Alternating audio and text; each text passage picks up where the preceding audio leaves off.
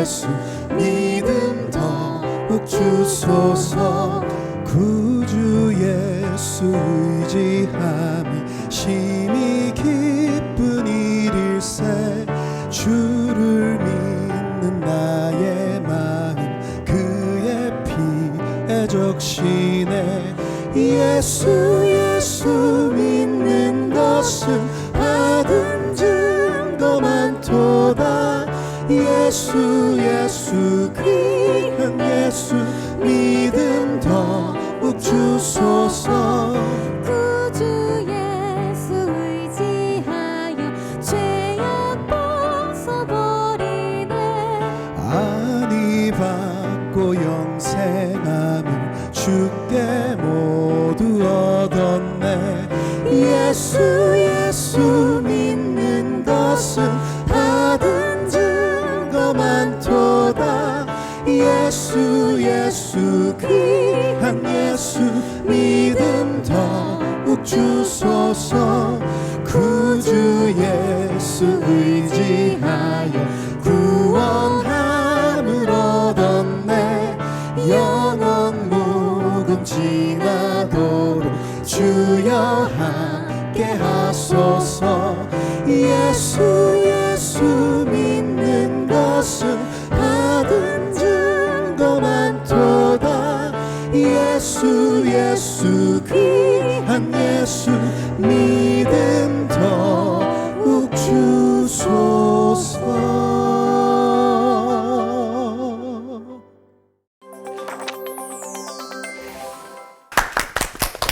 우리의 구주 되시는 예수님을 사랑한다면 이 책을 잡아보신 적이 많으실 겁니다. 마태복음. 근데 이 책을 손에 잡자마자 쉽게 읽어졌다, 이런 분은 많이 못 봤어요. 왜 그럴까요? 1장부터 아브라함이 이삭을 낳고, 이삭이 야곱을 낳고, 야곱이 누구를 낳고. 근데 또 이제 뒤로 갈수록 또 이름도 어려워져요. 그러니까 중요하다고 그 이름들을 뭐 이렇게 쭉 나열해 놨지? 또 이런 궁금증이 생기면서 또 거기서 탁 막히잖아요. 그렇죠. 그뿐이겠어요. 복 좀 받아보려고 이제 5장을 딱 펼치면 가난해야 천국 보고 또 왜 줄이고 목말라야 또 배부르다고 팔복은커녕 일복도 참 얻기가 쉽지 않은 것 같습니다. 그리고 또 16장에 가면은 예수님께서 이렇게 직접 물으시잖아요. 너희는 나를 누구라고 생각하느냐. 많이 어디서 들어보는 많이 얘기인데. 들어보셨죠. 네. 근데 이게 올펀 6주년 특집 슬로건 아니겠습니까? 맞아요. 네. 근데 이 말씀이 진짜 마음을 많이 짓누르기도 합니다. 네. 아니 또 마태복음이 암흑기 400년 암흑기가 지나고 예수님이 등장하시는 첫 페이지인데 좀 마태가 세리였잖아요. 그래서 좀 이과라서 그런지 이게 저랑 좀 안 맞는 것 같더라고요. 좀 복잡하고 쫀쫀하고 마태 너 티니? 저는 약간 조금 유하면서 좀 감성도 부드럽게. 흔들어져. 예, 좀 맞아요. 부드럽게 이렇게 풀어주면은 네. 얼마나 읽으면서 좀 재밌었을까 이런 생각이 들더라고요. 목사님들의 마태복음은 어떻게 보세요? 뭐 똑같죠. 지금 말씀하시는 네. 우리 가족들 정서와 느낌, 저희들도 처음 마태복음 읽을 때 비슷하게 이렇게 느껴요. 도대체 이 책은 뭘 우리한테 말하려고 처음부터 족보가 나오고 또 도저히 지킬 수도 없는 요구들을 우리한테 이렇게 하고 계신가? 이런 정서들 이렇게 많이 가지고. 네. 마태가 이과였는데 독자는 문과여서 그런 것 같아요. 유대인들을 대상으로 했기 때문에 아무래도 율법을 잘 알고 철저히 지키려고 그랬고 또 그들의 상황 속에 더 접근을 잘하기 위해서 이과인 마태가 엄청 노력했기 때문에 그렇지 않은가 이런 생각 듭니다. 구약의 유대인들이 믿는 그 기다리던 메시아 그분을 이제 신약에 소개를 해야 되니까 그 이제 연관을 시키면서 그 복음의 보편성 예수님이 왜 오셔야 됐고 예수님은 구약에서 얘기하던 그 메시아와 무슨 연관이 있느냐 하는 그 부분을 잘 이렇게 중매 역할을 연결 역할을 해야 되기 때문에 굉장히 그 구약의 족보들을 나열해 가면서 이제 어떻게 예수님에게로 연결이 되는가를 소개하는 글이다 보니까 조금 어렵다면 어렵고 또 족보 얘기가 구약 얘기가 많이 나오는 그런 성경이죠. 네. 올포원이 마련한 성경 66권 시리즈 오늘이 37번째 시간인데요. 가까이 하기에는 좀 멀게 느껴지는 당신 같은 마태복음을 아마 목사님 세 분이 가깝게 느끼도록 설교를 해주실 겁니다. 김문훈 목사님부터 시작하겠습니다.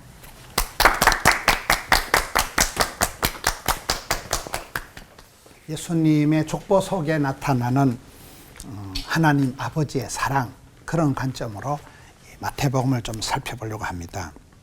이 마태복음에서는 이스라엘 백성들이 오랫동안 그 고대하던, 구약 성경에 고대하던 메시아, 그 메시아가 다윗의 자손으로 오는데, 이 다윗의 자손으로 오신 예수님이 이제는 왕으로 오셔서 유대인뿐만 아니라 온 인류를 다 다스려야 되니까, 히브리서에서 나타나는 그 예수님은 천사보다 나으시고 모세보다 나으시고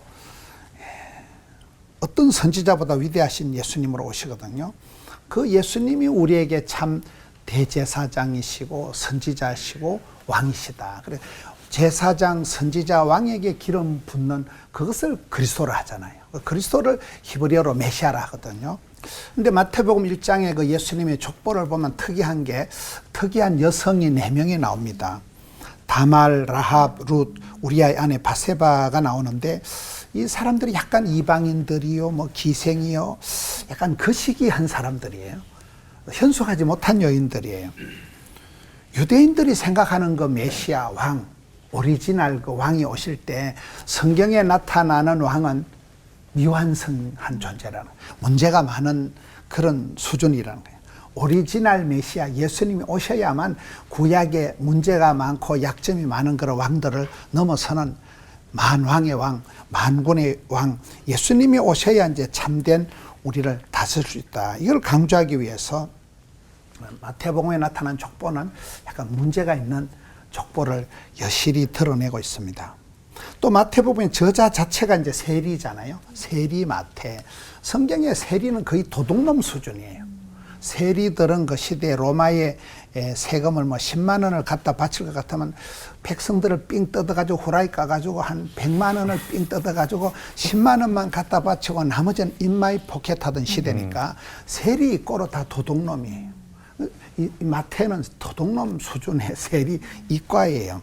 이제 세리장 삭개오도 이제 나오는데 보면 성경에 보면 세리장 삭개오를 얘기할 때 예수님께서 어떻게 거룩하신 예수님께서 저런 도둑놈 집에 가서 밥을 자시냐? 그럴 때 예수님께서 나는 건강한 사람을 구하러 온 거 아니다. 병든 자를 고치러 온 원이다. 나는 의인을 부르러 온 자가 아니다. 나는 죄인을 불러서 구원하러 왔다. 세리장, 저 도둑놈, 상도둑놈, 삭개오도 저 사람도 아브라함의 자손이라. 구약에서 얘기하는 아브라함, 이삭, 야곱에서 쭉 내려오면서 그 이스라엘 백성들이 기다리는 그 참된 왕, 그분을 소개하기 위해서 많은 신약의 이렇게 사람들, 저자마저도 세리인 마태가 이제 저자로 등장을 하는 거예요. 저는 크리스찬이 가지고 있는 최고의 품성이 팔복구열이다. 마태복음 5장에 나오는 팔복의 복과 갈라디아서 5장에 나오는 성의 9가지 열매를 깬 저 혼자, 팔복구열이 크리스찬이 가지고 있는 최고의 어떤 세계관, 가치관, 성품이라고 봅니다. 그러니까 예수님의 가르침이 판이 다른 거예요. 어떻게 가난한 자가 복이 있고 질질 짜는 것들이 복이 있고 얻어 터진 것들이 복이 있냐는, 천국이 저희 것임이라는, 천국의 하나님 나라, 천국에 대한 것을 강조하면서 예수님이 왕이신, 예수님이 다스리신 하나님 나라, 킹덤 오브 갓 등 천국에 대한 그 소개를 하면서 신약 성경의 이 마태복음의 독특한 산상보훈이나 이런 말씀들이 나오는 거예요. 너희는 먼저 그의 나라와 그 일을 구하라. 하나님 나라를 구하라는 거예요. 예수님이 다스리신 그 나라가 될 때에 이 세상에 온전한 평안이 온다는 거예요. 예수님만이 진짜 백의 왕이시라는, 이 마태복음을 통하여서 천국의 비밀에 대해서 하나님 그 아들 예수님이 왕으로 다스리신 것을 강조하는 거기 때문에 우리가 마태복음을 통해서는 유대인에게만 있던, 유대인이 기대하던 그 메시아를 보편적으로 온 인류에 해당되는 만왕의 왕으로 소개하는 이 말씀을 통해서 오늘 이 시대에 우리가 또 다른 은혜를 받고 이 마태복음을 통해서 구약과 신약을 연결하는 그런 은혜가 있기를 주님의 이름으로 축원합니다. 아멘. 하나님 아버지 감사합니다. 마태복음을 새롭게 보면서 우리에게 참된 왕으로 오신 주님을 만나고 그 주님이 다스리신 천국의 삶을 살아가게 해 주옵소서.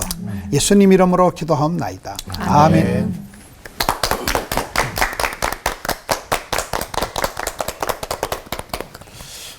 여러분 반갑습니다. 잘 지내셨죠? 네. 마태복음은 수신자가 누구인가, 누구를 대상으로 해서 마태가 이 책을 썼는가, 이게 참 중요한 것 같아요.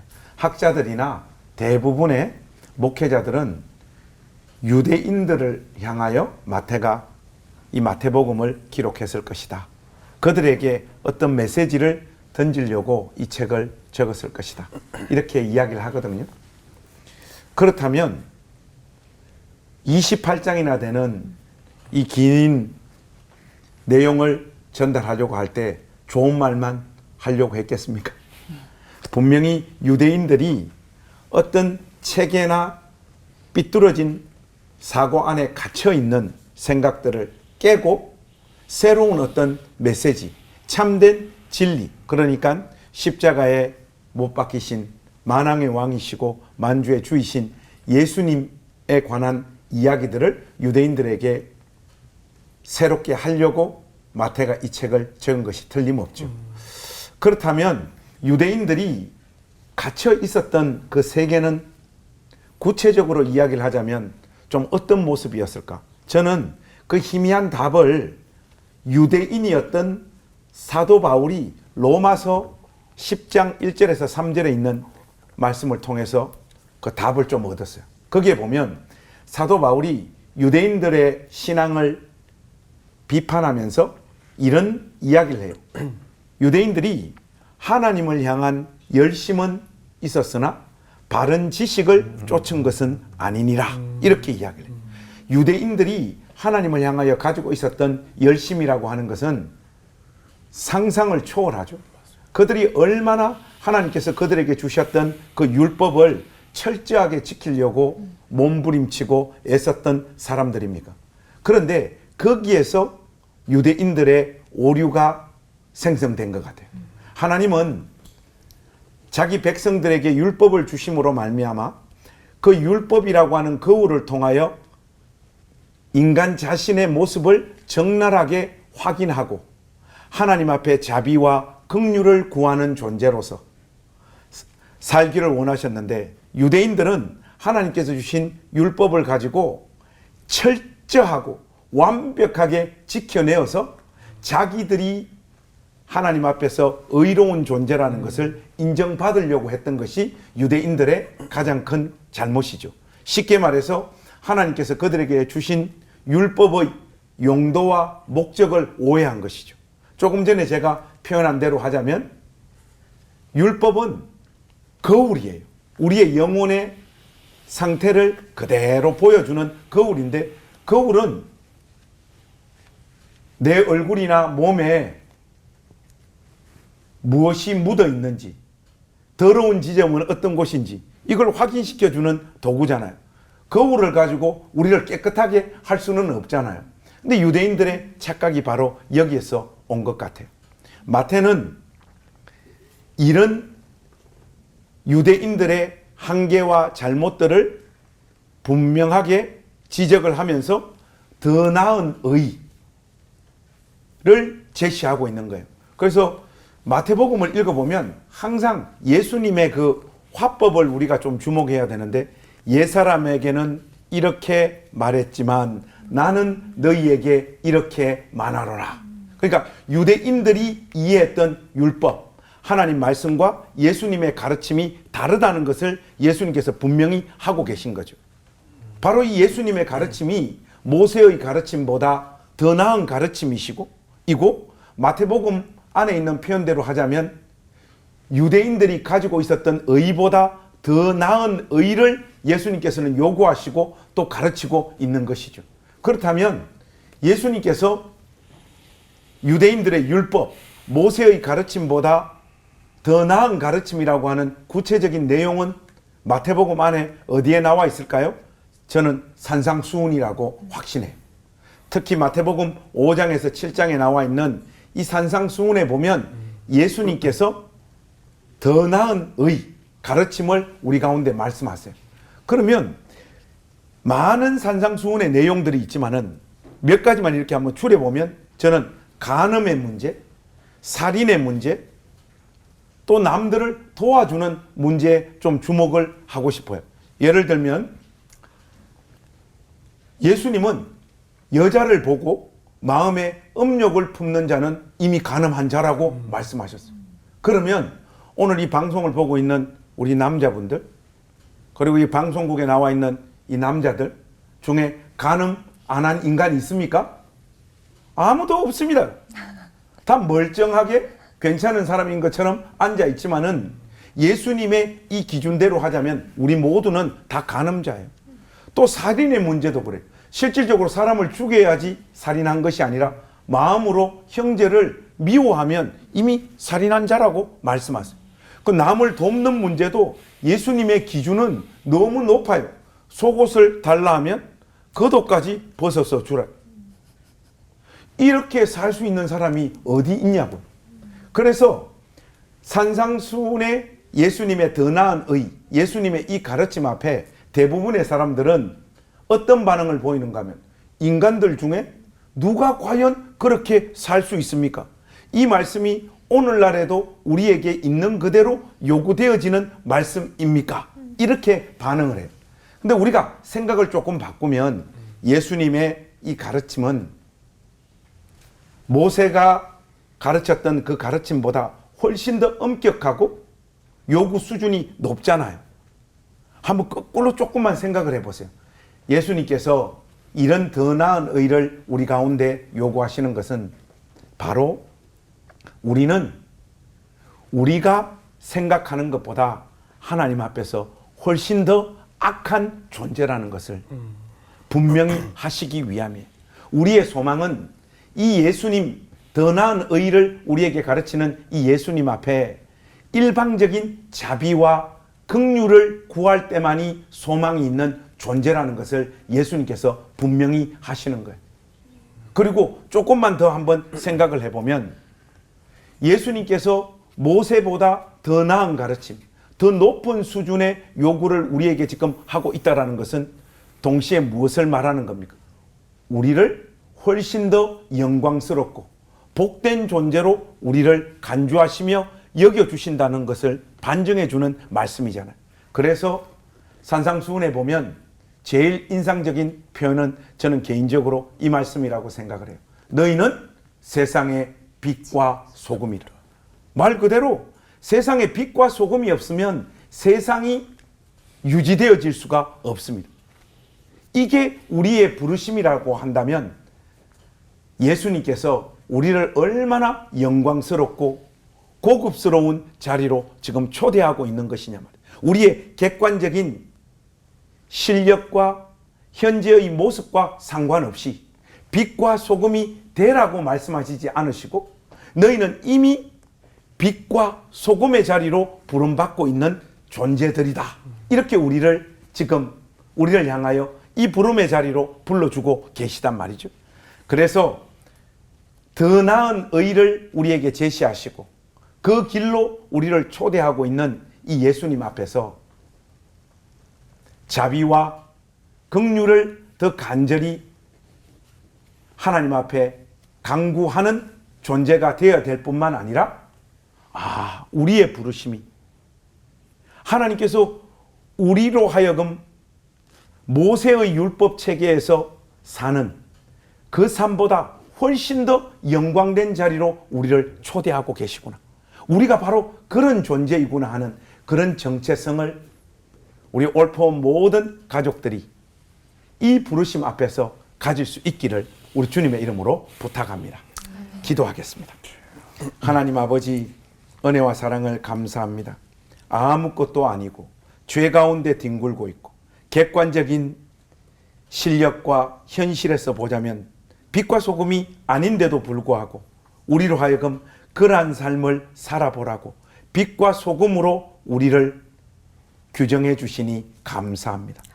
우리의 현실이, 우리의 실력이 빛과 소금 같은 모습이 아니어서 절망하고 괴로운 날도 많지만 그럼에도 불구하고 우리를 빛과 소금이라 불러주시고 그 자리로 초대하여 주시니 그렇게 살기 위하여 몸부림치고 애쓰는 그 영광된 자리로 가기 위하여 하나님 앞에서 최선을 다하는 우리 모두가 될 수 있도록 은혜 베풀어 주옵소서. 예수님의 이름으로 간절히 기도하옵나이다. 아멘. 아멘.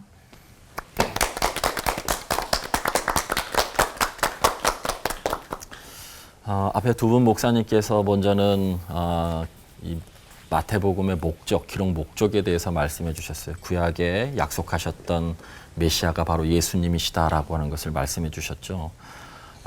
그리고 율법으로는 우리가 구원받을 수 없고 천국에 갈 수 없다라고 하는 것을 또 말씀해 주셨습니다.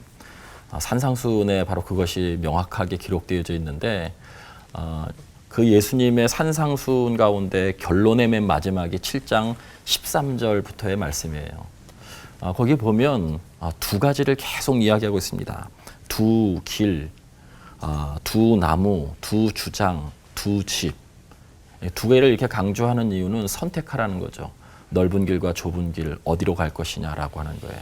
아마 유대인들은 그 넓은 길이라고 하는 것, 그것이 율법을 행해서 내가 천국에 가는 것, 어려워지는 것이라고 생각했던 것이죠. 근데 예수님은 좁은 길로, 좁은 문으로 가라고 말씀하시죠. 두 나무도 있고 두 주장도 있고 마지막이 두 집이에요. 이 두 집이라고 할 때 하나는 모래 위에 지은 집이고 또 하나는 반석 위에 지은 집입니다. 이 모래 위에 지은 집이나 반석 위에 지은 집이나 평상시 때에는 별 문제가 없다가 비가 내리고 창수가 나고 바람이 불면 그때 비로소 문제가 생겨요. 비는 인간이 막을 수 있는 것이 아니에요. 막 쏟아지는 폭우를 우리가 어떻게 막겠어요? 물난리를 우리가 어떻게 막겠어요? 바람은 어디서 와서 어디로 부는지 알 수 없는데 이 모든 세 가지가 우리 인생 가운데 늘 누구나 온다는 것이죠. 닥쳐오는 고난과 같은 거예요. 공통점은 인간이 손쓸 수 없는 그 일이 모든 인간에게 온다는 것이죠. 평상시엔 별 차이가 나지 않다가 고난이 오면, 우리들에게 위기가 오면, 역경이 찾아오면 결국에 그때 비로소 차이가 나요. 내가 어디에 삶에 기초를 두고 살았는가라고 하는 것이죠. 그래서 이 집이 무너질 때 모래 위에 지은 집은 강조해요. 무너져, 그 무너짐이 심하다. 그냥 무너진다 이렇게 얘기하면 될 것을 아주 그냥 폭삭 무너진다라고 표현하고 있죠. 그러나 반석 위에 세운 집은 든든히 자리를 지키고 있어요. 많은 사람들이 그렇게 얘기합니다. 뭐 인생이 뭐 있겠어? 열심히 일해서 돈 벌면 또 휴가 때 좋은 곳 가서 맛있는 것 먹고 또 여가 스포츠 즐기고 다시 또 돌아와서 또 우리들이 또 열심히 살고 돈 벌고 그러는 것이지. 맛있는 것 먹고 여행하고 취미 생활하는 것이지. 그러나 여가선영, 취미, 맛있는 음식이 비가 내리고 창수가 나고 바람이 불 때 우리를 지켜주지 못하는 것이라는 것을 분명히 말씀하고 있어요. 엄청난 물난리가 났었을 때 우리가 그렇게 가꾸는 외모가 물난리를 해결해 줄 수 없다는 것이죠. 인생에 있어서 부는 바람은 저는 어쩌면 이런 것이라고 생각해요. 우리들에게 갑자기 닥쳐오는 인생의 허무감, 무의미성 막 이런 것들이 닥쳐올 때가 있어요. 그러나 그런 것이 올 때에도 사실은 여러분 그런 우리들의 성품, 외모, 우리가 가지고 있는 능력 그 어떤 것으로도 이것을 막을 수 없다는 것이죠. 그냥 무너져 그 무너짐이 심하는 거예요. 근데 24절에 결론을 내리죠. 나의 이 말을 듣고 행하는 자는 반석 위에 지은 집 같았다. 그래서 무너지지 않는다는 거예요. 나의 이 말을 듣고 행하는 자. 그러니까 율법 이것보다도 참된 메시아로 오신 참 말씀의 공급자이신 그 예수님의 말씀을 듣고 행하는 사람들, 그 사람들은 무너지지 않는다는 것이죠. 그리고 존재의 기반을 그 말씀에 두는 사람들, 그 사람들은 아무리 어려움이 와도 이겨낼 수 있다는 것이죠. 결국 이 환난 중에 말씀으로 더욱 견고해지고 더욱 결속할 수 있는 은혜를 경험하게 되는 것은 메시아께서 주신 그 말씀이라는 거예요. 두 집을 얘기하면서 저는 이런 생각을 좀 해봤습니다. 바둑 두시는 분은 알겠지만 바둑에 미생이라고 있어요. 드라마에도 나왔는데 미생. 그러니까 한 집이라는 거예요. 한 집. 한 집을 이렇게 얻으면 다른 사람이 또 와서 그 집을 빼앗아요. 그러니까 완전하지 않은 집, 완전하지 않은 생이라는 거예요. 두 집이 됐을 때는 아무리 공격해도 완전한 집이 돼요. 완생이 되죠. 우리가 이 땅을 살아갈 때 있어서 한 집 갖고는 어려워요. 복음서에서도 그렇고 오늘 팔복에서도 그렇고 가장 중요한 것은 하나님 나라, 천국을 의미하는 것인데 이 땅에서도 천국과 같은 집을 얻어야 되지만 아직 미완성이라는 거예요. 그러나 저 천국의 집, 그 천국의 집까지 얻어야 완전한 집을 우리가 얻은 것이죠. 그 천국의 집에 갈 수 있는 가장 중요한 삶의 자세, 태도, 구원의 의미를 설명하고 있는 것이 팔복입니다.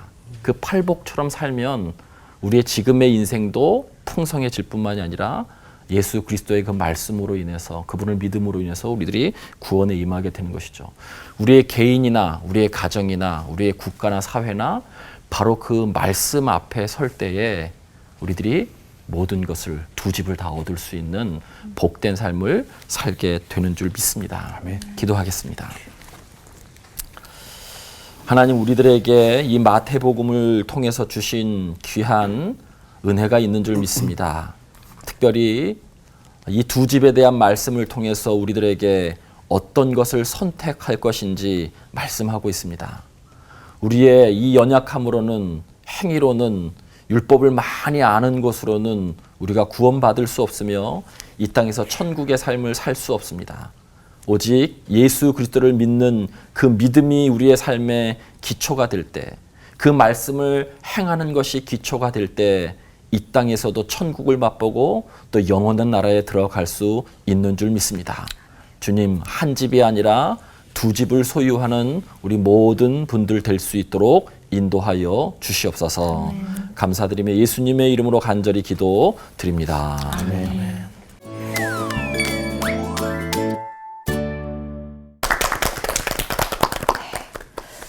뭔가 좀 알 것도 같고 많이 들어서 친숙할 것도 같은데 은근히 벽이 좀 높은 책이 마태복음이 아닌가 싶은데요. 마치 예수님께서 하시는 말씀이 가슴을 이렇게 뜨끔뜨끔하게 만드는데 어떻게 해야 되지? 라는 생각이 좀 들면서 약간 어려워지는 것 같습니다. 너희는 진짜 누구니? 내 제자니? 라고 물으시는 예수님 목소리가 들리는 것 같았어요. 네, 그 마태복음을 모르는 것도 아닌데 네. 저도 이제 마치 처음 듣는 것 같은 어떤 묵직한 그 울림이 제 안에 느껴졌어요. 네. 마치 예수님께서 유대인들에게 혈통적인 선민이 아니라 믿음으로 새롭게 된 백성, 그 백성이 내 백성이야. 내가 그들의 왕이 될 것이고 그 방법은 이전과 다를 거야. 이렇게 유대인을 향해서 이 마태복음이 쓰여진 그 이유가 궁금한데요, 목사님. 어떤 대목이 그것을 말해주고 있나요? 일단 마태는 그 유대인들의 그 이면을 공격하고 있는 것이 분명해 보여요. 말 그대로 혈통적인 선민, 우리는 하나님으로부터 선택함을 입었. 우리하고 너희들은 다르다. 인간이라고 하는 존재가 다 이래요. 돈 조금 많아 보세요. 그리고 나 좀 좋은 대학 나와 보세요. 그리고 우리 목사님들 교회 좀 커 보세요. 이거 다 테크닉이 있어서 표를 안 내가 그렇지. 안에서는 그게 큰 자부심이 돼요. 그리고 그러지 못한 사람들하고 은근히 구분하게 되고, 쟤는 저래 가지고는 돈 못 번다. 저래 가지고는 목회 안 된다. 저렇게 공부해 가지고는 공부 안 된다. 그리고 거기에는 피와 땀이 서려 있고 자기의 그 노력이 서려 있기 때문에 인간은 그게 의가 돼 버립니다. 자기의 의가. 지금 유대인들이 우리가 선민이라고 하는 것은 하나님 우리에게 율법을 주셨고 너희들은 율법 안 받았잖아. 그리고 우리가 이 율법대로 살려고 얼마나 하나님 앞에서 몸부림치고 애쓴 존재인가 아느냐 하는 이것을 전면에 내세우는 그들을 향하여 사실 족보를 보면 자랑할 거 없잖아. 이걸 마태는 처음부터 치고 들어오는 것 같고 2장에 가서도 메시아 이 땅 가운데 세상을 구속하기 위하여 이 땅 가운데 오실 그 메시아를 찾으러 오는 존재는 동방박사잖아요. 이방인들이잖아요. 정작 유대인들은 예수님께서 이 세상 가운데 오셨다는 것도 알지도 못하고 동방박사들을 통하여 만약에 거기서 난 게 확실하면 우리한테도 좀 알려다오. 이렇게 지금 반응하는 수준밖에 되지 않잖아요. 정작 자기들은 성경을 많이 알고 구별된 존재라고 이야기를 하지만은 예수님이 이 땅에 오실 참된 메시아가 누구신지, 그리고 그 메시아가 무엇을 하시고 이루려고 하는지에 대한 전혀 지식도 감도 없었던 존재라는 것을 확 지금 마태가 드러내고 있지 않습니까? 근데 조금 구조적으로 우리들이 어떤 성경을 읽을 때 단락단락도 주저하지만 전체를 통전적으로 먼저 보고 이렇게 파악하면 훨씬 더 글을 잘 볼 수 있는데, 이 마태복음이 유대인 성향을 위해서 그들을 위한 성경이기도 하지만 마지막은 우리 목사님 말씀해 주셨던 것처럼 안방에서 열방으로 맨 마지막 28장에 너희는 모든 민족을 제자로 삼아 아버지와 아들과 성령의 이름으로 세례를 주고, 그러면서 가르쳐 지키게 하라라고 말씀하신 것이 거기에만 머물지 않고 이제 결국 이방에게 열려 있는, 꼭 유대인들을 위해서 하지만 너희들 거기에서만 머물지 말라라고 하는 열려 있는 말씀을 마지막으로 결론을 내리죠. 그러면서도 그럼에도 불구하고 이 유대인들에게 강조하고 있는 이유를 그냥 이렇게 간단하게 구조로 보면 이 4장 23절부터 9장에 나와 있는 35절까지 반복하는 것이 있어요. 4장 23절에 가르치고 전파하고 치유하시는 말씀을 하시는데 9장 35절에도 또 똑같이 반복해서 가르치시고 또 전파하시고 치유하세요. 그 중간에 5장에 산상수훈이 있죠. 하나님의 자녀들이 살아가는 삶의 방식에 대해서 얘기하죠. 8장과 9장은 10개의 치유 사건이 나와요. 그러니까 무엇을 이야기하냐면 예수님이 이 땅에 오셔서 정말 말씀의 참된 공급자인 것을 설명하는 것이 5장 7장이고, 그리고 8장 9장은 예수님께서 이 땅을 회복시키는 치유자로서의 말씀을 하고 있죠. 그래서 이분이 참 메시아다라고 하는 것을 말씀하고 있는 것이죠. 그러나 그럼에도 불구하고 더 강조하고 있는 것은 유대인이 율법을 너무나 사랑하기 때문에 이 율법이 아니라 예수 그리스도의 말씀으로 우리들이 모든 구원을 받는다. 그분을 믿는 믿음으로 말씀을 엄청 강조하세요. 7장 28절, 11장 1절, 13장 53절, 19장 1절, 26장 1절 5번에 걸쳐서 말씀을 막 하시고 난 다음에 마지막에 예수께서 말씀을 마치시매, 이 말씀을 5번이나 하세요. 그러니까 계속해서 말씀을 가르치죠. 그러니까 유대인들이 생각하고 있는 말씀 그러면 모세 오경을 지었던 모세를 생각하죠. 근데 그 모세보다 뛰어난 말씀의 공급자, 그분이 참 구원자이시다라고 하는 것을 이 구조를 통해서 분명히 말씀하고 있는 것이죠. 예. 목사님들의 이 탁월한 명쾌한 이 대답에 가슴이 뻥 뚫리는 것 같습니다. 개괄 설명을 다 들은 것 같아요. 네네네네. 이렇게 하나로 다 요약이 되네요. 네.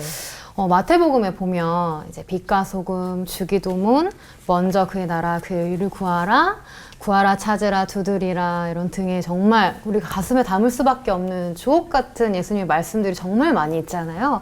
그 중에서도 우리 목사님들은 이제 설교하실 때 어떤 대목을 이렇게 자주 많이 말씀을 하셨는지, 왜 그 대목을 선택하셨는지 궁금합니다. 네. 저는 기도가 그 사람의 신앙의 모습을 다 보이고 있기 때문에 여기 있는 주제들을 많이 설교하지만 주기도문을 가장 좋아하고 주기도문을 많이 설교합니다. 기도하는 모습을 보면 그 사람의 신앙의 모습들이 그냥 다 비춰지거든요. 근데 이 주기도문에 보면 하늘에 계신이라고 하는 이 표현이 가장 저는 마음에 많이 와닿아요. 그러니까 하늘에 계신 이 자체가 유대인들에게 우리 김 목사님이 설명했던 것처럼 이렇게 꼭 찌르는 그들에게 잘못된 그 오류를 지적하는 것이죠. 하늘에 계시다라고 하는 것은 저 높은 천상에 계시다라고 하는 의미가 아니라 하늘에 계신이라고 하는 하늘은 지구 어디에서도 다 올려다보면 하늘인 거죠. 그러니까 보편적인 거죠. 하나님은 어디에나 계시다는 거예요. 근데 유대인들은 성전에 가서 기도해야 됐고 그게 참 기도라고 생각했고 하나님이 성전 안에 가두어 놓았던 것이죠. 하나님 그런 하나님이 아니시다라고 하는 것을 분명하게 말씀하고 있는 것이 하늘의 계시인이라는 거죠. 그러면서 거기에 두 번째로 나오는 것이 이름 주권을 의미하고 하나님의 나라가 이 땅에 이루어지는 것. 이것이 성경 전체, 복음서 전체의 핵심이죠. 하나님의 나라가 하나님의 뜻이 이 땅에 실현되는 것. 그리고 우리들에게 일용할 양식, 연령할, 원령한 양식이 아니라 하루하루를 하나님의 뜻에서 살아가는 그런 실천들을 의미하는 것이죠. 이런 모든 것들이 그것을 늘 우리들이 반복적으로 깊이 있게 구한다면 우리들의 신앙들의 모습들이 좀 벗어난 곳에서 두 길, 두 주장, 두 문 이런 것 가운데서 하나님께서 원하셨던 그 길로 점점 조정되고 맞춰지지 않을까. 그래서 저는 주기도문이 정말 혁명적인 기도문이다라고 그렇게 생각합니다.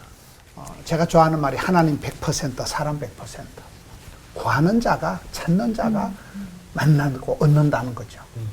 그래서 하나님이 살아계신 것과 자기를 찾는 자들에게 상 주신심을 믿어야 할지니라. 그래서 믿음은 구하는 것, 찾는 것, 두드리는 거니까 저는 이제 이 설교를 좀 많이 하는 것 같고, 뒤에 좁은 문, 이것도 또 뺄 수가 없는 게, 저는 목회를 하면서 중간에 깨달은 게, 목회길이 절대로 꽃길이 아니구나. 넓은 길, 꽃길, 복된 길이 아니고, 이건 막 시급하고 좁은 길이고, 환장을 하고 막 가시밭길이고, 산길이고, 그거를 깨달았고, 그래서 저는 목회 후반부에 목회 쉽게 할 생각을 접었어요. 이 젖과 꿀이 흐르는 땅이 아니고 산지를 이렇게 달라는 것이고, 이 좁은 길이지 목회는 절대로 넓은 달달한 꽃길이 아니라는 거기 때문에 저는 이 주제가 이번에 너무 마태복음을 넓게 잡게 들어가니까 도대체 어느 다리를 끌어야 될지 이래. 네. 저는 그래요. 그러니까 마태복음을 전체를 다루자니 목사님들이 굉장히 강조해주고 싶은 게 많으셔가지고 고민이 많으신 것 같은데, 다른 사복음서가 또 기록하고 있지 않은 그런 예수님 생애 가르침을 또 체계적으로 가장 많이 기록하고 있는 책이 오늘 함께 살펴보고 있는 마태복음입니다. 근데 그 중에서도 사실 보물 같은 가르침, 산상수훈을 읽을 때마다 참 은혜가 되거든요. 그래서 산상수훈에 대한 궁금증들을 저희가 모아서 좀 풀어보는 시간을 가져볼까 합니다. 다 같이 외치고 시작할게요. 목사님, 진짜 궁금해요. 네. 먼저 김관성 목사님한테 네. 질문을 드려볼 텐데요. 산상수훈에 의하면은 이 마음으로만 죄를 지어도 그게 죄를 지은 게 된다고 네. 하셨잖아요. 근데 보복을 포기하고 원수를 사랑하라. 이게 과연 가능한 건지, 특히나 오늘날에도 이게 유효한 건가 싶거든요. 설교할 때도 제가 살짝 언급을 했지만 지금 유대인들은 자신감이 뿜뿜한 거. 우리는 하나님 말씀을 철저하게 지켰다는. 그들을 향하여 예수님께서 간음의 문제, 살인의 문제를 마음에서 이미 일어난 작용을 통하여 이미 죄를 지은 거다. 이렇게 이야기해버리면서 그들의 어떤 자부심을 산산조각 지금 내고 있어요. 이 의도를 일단은 읽어내야 되는데, 보통은 이 가르침 앞에서 목사님 이러면 누가 이 계명대로 살 수 있는 인간이 있습니까? 이렇게 나와요. 저도 철이 없었을 때는 거기에 포커스를 맞추어서, 이러면 나는 매일 간음하고 매일 살인하고 매일 남을 돕지 않은 사람으로 죄를 짓고 사는 존재인데 그 앞에서는 절망밖에 느낄 수가 없더라고요. 근데 우리 주님께서 이런 가르침을 우리에게 주시는 진짜 의도가 뭘까를 한번 생각해 봐야 돼요. 로마서에 있는 말씀대로 하자면 그리스도 예수 안에 있는 자에게는 결코 정죄함이 없다라고 말씀하셨어요. 우리가 예수님께서 금방 마음으로 이미 짓는 이런 죄에 있어서 계속해서 넘어진다고 할지라도 우리의 신분 자체가 포기되어지거나 구원받지 못하는 일이 일어나는 것은 분명히 아니에요. 분명히 아닌데, 그렇다면 바로 그 자리에서 우리는 하나님 앞에서 어떻게 살아야 되느냐? 이 가르침대로 살려고 부단히 애쓰고 몸부림쳐야죠.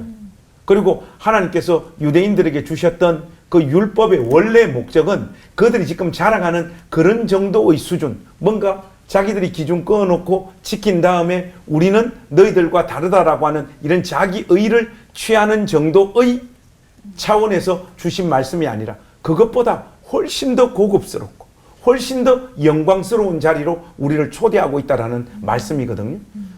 마음으로 이미 죄를 저질러도 죄를 범한 것이다 이렇게 말씀하시는 것은 사실은 우리를 굉장한 존재로 인정해 주시는 거예요. 아무에게나 이런 삶을 살아보라고 초대하지 않는 거예요. 일단 우리가 그 마음들을 가지면서 우리 주님께서 요구하시는 원수의 문제, 간음의 문제, 살인의 문제를 대하면 좋겠다. 우리 주님께서 나를 굉장히 영광스럽게 보시는구나. 그래서 이 숙제를 지금 나에게 제시하고 계시는구나. 이렇게 생각하면 이런 가르침들을 대하는 우리의 태도나 자세가 확 달라질 거라고 생각합니다. 사랑하시기 때문에 기대 수준이 높다 이렇게 네. 인정할 수도 있겠네요. 천영태 목사님께 질문 드리고 싶은데요. 마태복음을 읽으면은 이런 느낌이에요. 뭔가 막 예수님이다. 와, 예수님. 이제 우리 하나님 율법 안 지켜도 돼. 예수님 이러는데 갑자기 예수님이 아닌데 나 율법 없애러 온 거 아니라 완성시키러 왔어. 이거 하나 더 지켜 하면서 그 더더욱 강력한 미워하지도 말라는 율법을 얹으신 것 같거든요. 그러신 이유가 뭔지 궁금합니다. 그렇게 어려운 질문을 저에게. 저는 그 율법, 유대인들에게 있어서 율법은 우리는 지금은 비판하고 있지만 대단히 그들의 삶을 그 공동체를 지켜왔었던 대단한 힘도 있다고 분명히 생각합니다. 단지 율법의 정신을 잃어버렸을 뿐이지. 유대 전쟁사에 보면 안식일 날 외적이 침입해 왔어요. 근데 안식일 날은 아무것도 할 수 없잖아요. 그들은 율법을 지키기 위해서 안식일을 거룩하게 지키기 위해서 칼을 뽑을 수 없었어요. 그래서 그냥 다 그 자리에서 전멸했었던 기록도 좀 무섭죠, 그 정신이. 근데 꼭 그렇게 했었어야 되느냐라고 물으면 상황이 또 여러 가지 달라지죠. 성경에서 이야기하고 있는 이 율법은 십계명이라고 하는 건데 십계명 그 이후에 더 수많은 635개로 늘어났는데 잘해보려고 더 잘 지켜보려고 했었던 노력이에요. 안 하는 사람들보다 훨씬 더 낫겠죠. 그러나 율법의 핵심은 결국 예수님께서 말씀하셨던 하나님 사랑과 이웃 사랑이잖아요. 그러니까 결국 율법이라고 하는 것은 한마디로 얘기하면 하나님이 어떤 분이냐라고 하는 것을 설명하고 있는 거죠. 한마디로 얘기하면 우리가 하나님은 사랑이시다라고 이야기하죠. 그래서 그 하나님을 사랑하는 사람은 사랑의 확장성, 이웃 사랑을 하게 되는 거죠. 나만 사랑하는 사람은 절대 나 개인을 지킬 수 없어요. 그리고 나만 사랑하는 사람은 가족을 지킬 수 없어요. 사랑이 내 자녀를 사랑하고 내 이웃을 사랑해야 서로 그 사랑이 우리를 지켜주는 것이거든요. 그러니까 하나님 사랑은 당연히 이웃 사랑이죠. 사랑의 특징, 기독교의 사랑의 특징은 확장성이었었던 것이죠. 근데 이 유대인들에게는 확장성이 없었던 거예요. 하나님을 잘못 이해한 거죠. 내가 뭐 잘하면 하나님께서 나를 칭찬해 주실 것 같은 그런 생각을 하는 것이죠. 마태복음에 보면 그들의 말은 듣지만 그 바리새인들의 말은 듣지만 그것을 잘 되게 듣지만 저 사람들은 본받지 말라. 저 사람들은 손가락 하나 까딱하지 않는다. 저 이 표현 되게 재밌으면서도 우스운데 손가락 하나 저희 주변에도 많잖아요. 말은 많은데 손가락 하나 까딱하지 않는 사람들 있죠. 제가 집에서 그렇습니다. 예. 그러나 그럼에도 불구하고 산상수훈의 핵심은 무엇이냐면 내 말을 듣고 이 말씀대로 행한다라고 할 때 이 행한다는 표현이 정말 중요한 표현인데 원어에 보면 그 안에는 성공과 실패와 좌절과 모든 것이 들어가 있는 거예요. 우리들이 하나님 말씀 지키는데 100% 다 완벽하지 못하잖아요. 그러니까 그 하나는 행한다는 것은 애쓴다는 거예요. 하나님 말씀 지키기도 했다가 어떨 때는 지키다가 실패하기도 했다가 좌절하기도 했다가 다시 지키기도 했던 그 반복되는 모든 것, 그래도 애쓰는 것, 그 애쓰는 것이 우리 삶에 축적될 때에 결국 그것이 더 단단하게 우리를 지키는 거죠. 그러니까 사랑의 하나님은 뭘 원하시냐면 그 애씀을 원하시는 거예요. 사랑하려고 그래도 애쓰는 것. 저 원수를 밉지만 그래도 애써서 사랑해 보려고 하는 것. 그러다가 실패도 하지만 그러다가 다시 또 해보는 것. 예를 들자면 이 산산수훈 8복의 앞에 4가지가 그런 것이죠. 심령이 가난한 자는 복이 있나니. 왜 심령이 가난하냐면 나는 그것을 행할 수 없는 존재라고 인정하는 거예요. 나는 영적으로 이거 행할 수 없습니다. 행이라도 할 수 없습니다. 영적인 파산 선고를 하는 거죠. 그냥 그런 나를 보니까 울을 수밖에 없는 것이죠. 그때 비로소 하나님의 말씀의 다스림을 받을 때 우리들이 온전해지죠. 그러니까 그 말씀, 의에 줄이고 목마른 자는 마지막에 배부를 것이며 그 하나님의 말씀을 지켰더니 행했더니 실패도 하고 좌절도 하지만 그래도 끊임없이 행했었던 말씀의 경험이 축적이 나를 배부르게 하는 거죠. 그럴 때 하나님이 정말 내가 너를 사랑한다 라고 하는 것이지 뭐 100% 다 잘할 때 사랑한다 그런 것이 아니죠. 유대인들은 아마 100%를 행하려고 애쓰다가 보니까 본인도 못하고 남에게만 자꾸 지시했던 것이죠. 그러니까 사랑의 하나님은 그런 하나님이 아니시다. 우리들이 말씀을 애쓰고 행하는 것. 그래서 행하는 것이 노력, 축적이 중요하다. 그렇게 생각합니다. 하나님 나라의 본질과 하나님의 그 마음을 알려주는 책 마태복음을 함께 살펴보고 있는데요. 모든 것이 이렇게 우리 생각과는 조금 다르고 오히려 거꾸로인 나라인 것도 같습니다. 우리 안에도 하나님 나라와 또 내가 생각하는 천국이 늘 충돌해서 좀 문제가 생길 때도 있는 것 같아요. 네, 그런 예수님과 우리를 가깝게 연결하는 것이 있습니다. 바로 사복음서 중에 유일하게 마태복음에만 나오는 단어인데요. 반석 위에 지은 집 교회입니다. 그래서 이 교회를 통해서 예수님께서 우리에게 하시고 싶은 최종의 메시지가 무엇일지 예수님께서는 우리 교회를 너무나도 많이 사랑하시잖아요. 너무나 궁금합니다. 제가 그냥 간략하게 제가 빨리 말해야 우리 목사님들이 또 길게 말씀해 주실 거기 때문에 저는 그냥 샬롬이라고 생각합니다. 샬롬. 팔복의 처음과 마지막을 구조적으로 보면 심령이 가난한 자는 복이 있나니 천국이 저들의 것이며 그들의 것이며 이렇게 말씀하고 있어요. 근데 마지막에도 똑같이 의를 위해서 핍박받고 또 박해를 받는 사람들은 복이 있나니 천국이 그들의 것이며 처음과 끝을 천국의 그들의 것이미로라고 얘기하죠. 그러니까 팔복은 천국에 대한 말씀이고 천국을 소유하기를 원하는 사람들의 삶의 태도와 성품에 대한 말씀이죠. 근데 7번째가 뭐냐면 화평케 하는 자는 복이 있나니 하나님의 아들이라고 불림을 받을 것이다라는 거예요. 그러니까 이 땅의 천국을 이루기 위해서 그것이 샬롬이거든요.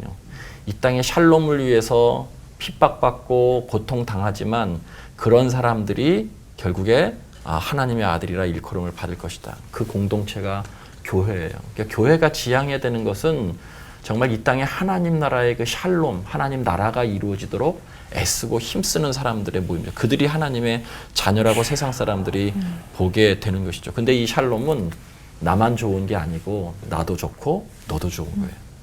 그 샬롬의 핵심은 나도 좋고 너도 좋은 것. 우리 모두가 다 좋은 것. 그것이 바로 샬롬이죠. 이것만 잘 알아도 신앙생활을 어떻게 해야 될까? 천국이 어떤 곳인가라고 하는 것을 잘 알 수 있지 않겠나. 교회에게 원하시는 것이 그 샬롬이 아니겠는가. 특별히 이 시대에 그렇습니다. 저는 대위임령 말씀을 보면 교회가 무엇을 해야 되는지가 드러난다고 봐요. 통상적으로 우리가 대위임령 말씀 하늘과 땅의 권세를 다 내게 주셨으니 너희는 가서 모든 족속으로 제자를 삼아라. 그 말씀이 보통 이제 전도하는 그 당위를 위해서 이렇게 많이 동원하는 말씀인데 그 전에 예수님께서 강조하신 것이 하늘과 땅의 모든 권세를 나에게 주셨다. 거기에 저는 핵심이 있다고 봐요. 예수님의 왕되심. 이것을 세상 가운데 분명히 선포하는 거예요. 예수님이 우리의 왕이시라는 것은 나는 더 이상 이 세상의 권세와 이 세상의 어떤 가르침의 노예로 살지 않겠다. 만약에 예수님의 가르침과 세상의 가르침이 충돌했을 때 내 목숨이 끊어지는 일이라고 할지라도 내 삶과 인생으로 예수님이 내 삶의 왕이심을 나는 분명히 펼쳐 보이겠다. 이걸 함께 구현하려고 모인 공동체가 교회라고 생각합니다. 이 반석 위에 지은 집이 교회다. 반석이라는 헬라어 단어와 베드로란 그 단어가 똑같아요. 베트로스가 똑같은 단어여서 베드로야 네 믿음 위에 그 반석 같은 믿음, 네 믿음 위에 내가 교회를 세우겠다는 말씀이잖아요. 저는 이제 그 말씀을 볼 때에 교회는 뭐 권력으로 옛날에 돈으로도 못 가요, 힘으로도 못 가요 하듯이 교회는 힘으로, 돈으로, 권력으로 이렇게 뭐 숫자로 세우는 게 아니고 철저히 그 베드로의 믿음, 아까 그 얘기하는 세상의 자기의가 아니고 세상의 자랑거리가 아니고 철저히 예수님만 의지하는, 예수님만 고백하는, 예수님만이 교회의 머리가 되심을 고백하는 그 믿음 위에서 교회를 세우겠다는 거예요. 근데 우리가 살다 보면 믿음 위에 교회를 안 세우고 자꾸 돈 위에다가 권력 위에다가 세상적인 게 비주얼한 걸 동원해가지고 나 교회 크다, 우리 교인 많다, 나도 모르게 내가 자꾸 이렇게 그쪽으로 가더라는 것은 이 말씀은 철저히 그 교회의 기반이 철저히 믿음에 있어야 되지. 뭐 우리 교회는 뭐 사장이 있다, 우리 교회는 뭐 대통령이 있다, 다 이런 거 자랑하지 마라. 믿음 외적인 걸 가지고 하지 마라. 철저히 믿음 위에 세우라는 그런 관점이죠. 네. 누가 하나님의 선민이고 누가 하나님의 백성인가라는 우리의 정체성을 좀 확인하는 시간이었던 것 같습니다. 진정한 선민이 되기를 바라는 마음으로 산상수훈을 외치셨던 예수님의 그 지긋한 시선을 느껴보는 그런 시간이었는데요. 그 예수님을 떠올리며 받은 은혜 꾹꾹 눌러 담아서 끝인사 외쳐보죠. 이 땅에서 천국을 사는 산상수훈의 은혜로 하나 되는 시간 올포 원.